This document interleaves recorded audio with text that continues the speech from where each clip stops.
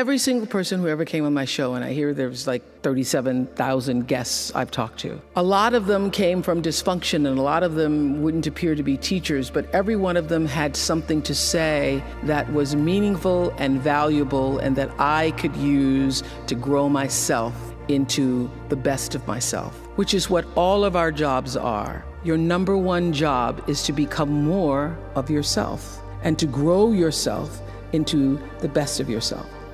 And so I had a lot of great teachers, as we all do. I was doing an Oprah show about a decade ago. One of my greatest teachers was a man named John Diaz. We were doing a show called Would You Survive? And on Tuesday, October 31st in 2000, Singapore Airlines Flight 006, a Boeing 747 from Taipei to Los Angeles, took off with 179 souls aboard. 4 crew and 79 passengers perished in that flight, a total of 83 fatalities.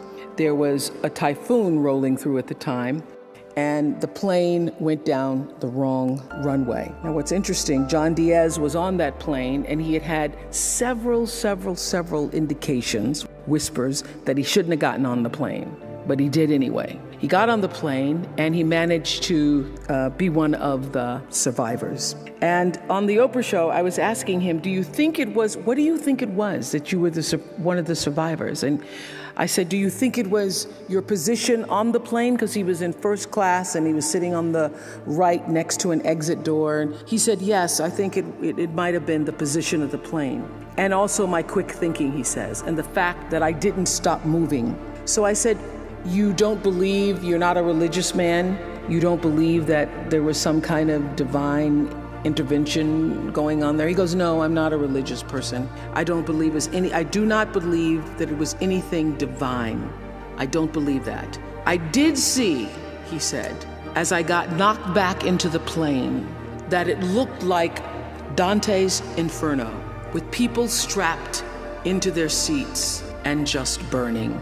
And it seemed a bit to me, as I turned and looked backwards, like there was a light coming out of the tops of their heads.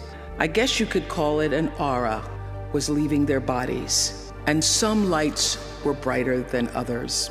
It changed, he said, it changed me. It gave me a new kind of spirituality, in a sense, that I now believe somehow, I don't know how, but life continues on somehow through that light.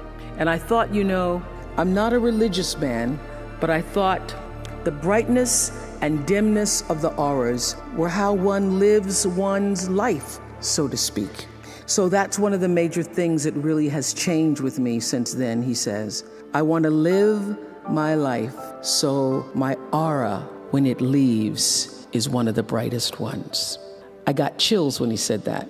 How does one lead a meaningful life? Because ultimately, isn't that what we all want? We want to lead a life so that however we transition, people can say, wow, that was a bright one. That was a bright light.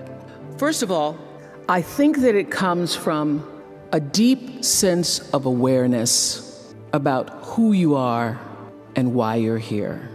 It comes from being in touch with, on a regular basis, the appreciation and the holy gratitude that should fill each of our hearts on a regular basis, just knowing what a privilege it is to be here and to be human. To me, successful is getting to the point where you are absolutely comfortable with yourself. It does not matter how many things you have acquired. The ability to learn to say no and not to feel guilty about it, to me, is about the greatest success I have achieved. The fact that I have, in the public side, done whatever, it's all a part of a process for growing for me. But to me, to have the kind of internal strength and internal courage it takes to say, no, I will not let you treat me this way, is what success is all about. It's the same thing that prevents you from being abused as a child, that prevents you from being abused as an adult, that allows you to build success for yourself. I will not be treated this way. I demand only the best for myself. All the mistakes I've made in my life, I've made because I was trying to please other people. Every one of them. There's not one that I've made because I did something because I really wanted to do this for myself. Every mistake I've ever made is because I went outside of myself to do something for somebody else that I should not have, to please them, just for the purpose of pleasing them. You are worthy to say no, that it's okay if you say no. It's okay if you say no and then people don't like you. That's really okay. The important thing is how you feel about what you're doing, how you feel about yourself. It's a long struggle though. And I'm just hoping that, in the work that I do on the show and the speaking that I do around the country, and that young people who are watching this can get the lesson sooner than I did. Because it's painful, because you keep repeating it over and over and over until you get it right. And what I found is that every time you have to repeat the lesson, it gets worse. Because I call it God trying to get your attention, the universe trying to get your attention. So we didn't get your attention the first time, so we're going to have to hit you a little harder this time. So I'm still doing it. I'm still learning. I say this. I say many times, the universe is always trying to get your attention. I use universe and God interchangeably. It's trying to get your attention. And sometimes it starts out, any major problem you encounter, it always started out as a whisper.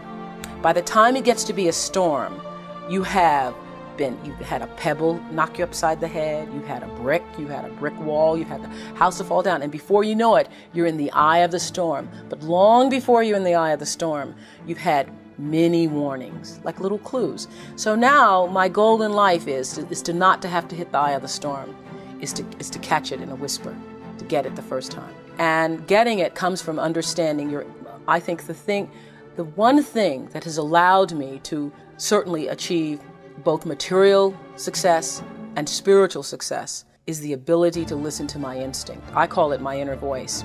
It doesn't matter what you call it, nature, instinct, higher power. But the ability to understand the difference between what your heart is saying and what your head is saying. I now always go with the heart. Even when my head is saying, oh, but this is the rational thing, this is really what you should do, I always go with that little feeling, the feeling. I am where I am today because I have allowed myself to listen to my feelings.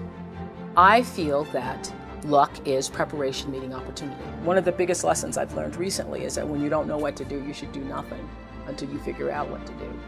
Because a lot of times you feel like you're pressed against the wall and you've got to make a decision. You never have to do anything. No, don't know what to do. Do nothing. I wait. And that has been a big lesson. To be willing to be still with myself and trust myself and my higher power to help me make the right decision and to not feel pressured. See, I think, we create stress for ourselves because you feel like you have to do whatever, you have to do it, you have to. I don't feel that anymore.